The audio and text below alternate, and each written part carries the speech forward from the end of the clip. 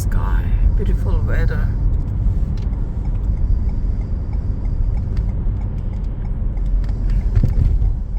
So dito guys, as you can see, hindi pa siya na tapos na siyang mag-flowers. So dahon na yan. So later, I will show you yung mga bulaklak na magaganda. Kulay puti lang naman. Parang siyang cherry blossom pero kita ko yung nest doon. Ayan na, lalapit na guys. Look at that. Ayan. Kaya gusto ko ang spring. Look at that. Diba? Ang gaganda ng bulaklak. Guys.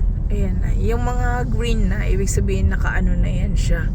Nakabulaklak na siya. Look at that beautiful one. Diba?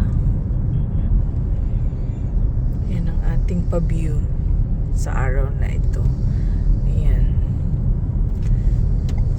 So, ito sa kabila, wala pang bulaklak. Pero ito, as you can see, ayan o, kaganda ng ano niya. Gandang tingnan pag winter. Yung maliliit na puno, yan nakita niyo yan. Yan, para talaga siyang cherry blossom pag namulaklak sila yung purple flower. Yan, yung mga maliliit na yan, yan nasa corner na ganyan. Pero yung malalaki, puti talaga siya. Yan. So green na yan siya, tapos na silang mamulaklak. Naalala nyo, may picture ako niyan. So yan. Yan. Yung green na yan, puti yung bulaklak niyan. Ayan, ganyan siya guys.